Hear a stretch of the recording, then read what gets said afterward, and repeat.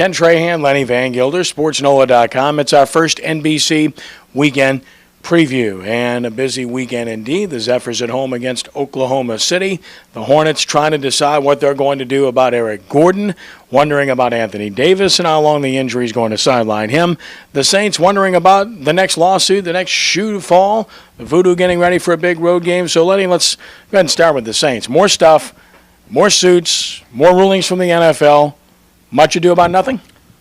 I think so. I think at the end of the day, it's going to be very hard for the players to come up with any kind of action that would work in their favor. You know, the NFLPA filing a lawsuit today. Roger Goodell filing what amounts to a rebuttal in the Vilma suit, asking for a dismissal.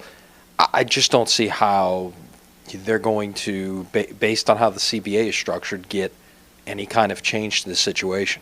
I don't either, and it carries on, and nothing to report on Drew Brees. As of yet, time is getting short. July 16th, of course, the date to watch. Where the Hornets are concerned, Eric Gordon agrees to an offer sheet with the Phoenix Suns. That's all well and fine. What's not well and fine is to make a statement that I hope they don't match. You don't have to say that. It's purposeless. It doesn't accomplish anything. It really puts the onus on Hornets management, and frankly, I'd have cause for pause if I were the Hornets to match this guy's offer. If I did, I might do so and then trade him. Well, exactly. The fact is, you know, he's of value to you. He is your property. He is a restricted free agent, and you don't just want to give him away for nothing. Even if all you get is a second-round pick or something to that effect, I think they'll get a lot more than that. Look what happened with this sign and trade with Steve Nash and the Lakers. The Suns are getting 2 1s and 2 2s for Steve Nash, a guy who's 38 years old.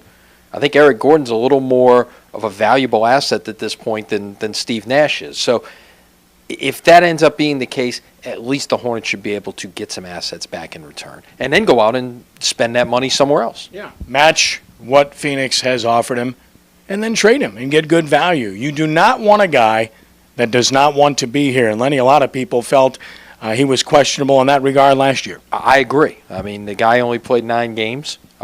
Most of which came at the end of the year, which you could be considering a situation where, you know, he's showcasing himself to the rest of the league out there. You know, up until early April, he played 2 games. So, you know, that was certainly cause for concern at that point. You know, if he was a guy who was not in a contract year, not having just been traded, would you have seen him back out there trying to battle through injuries? Possibly so.